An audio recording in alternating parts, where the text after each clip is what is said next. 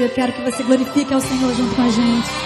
Glorifique pelas suas vitórias, mas glorifique também pelas batalhas, porque elas te levam para mais perto do Senhor. Aleluia.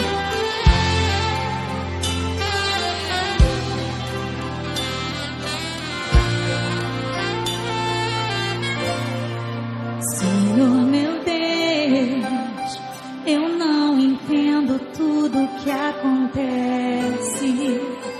A minha fé às vezes esmorece e dá vontade de voltar atrás.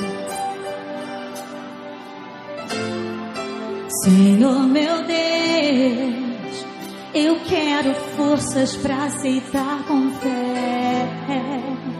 Tua vontade ainda ficar de pé quando o dia mal me atacar.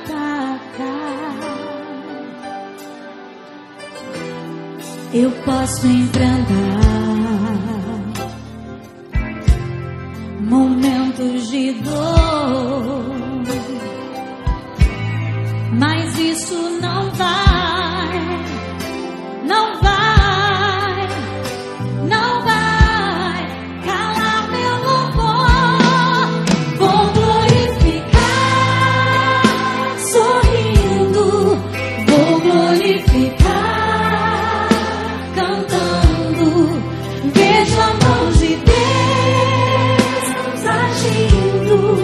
Mesmo quando estou chorando, vou glorificar, sorrindo, vou glorificar, cantando. Vejo a mão de Deus agindo, mesmo quando estou chorando.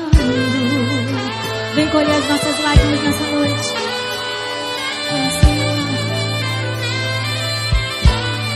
Eu posso enfrentar, eu posso sim, momentos de dor.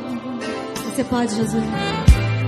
Mas isso, declare, não vai.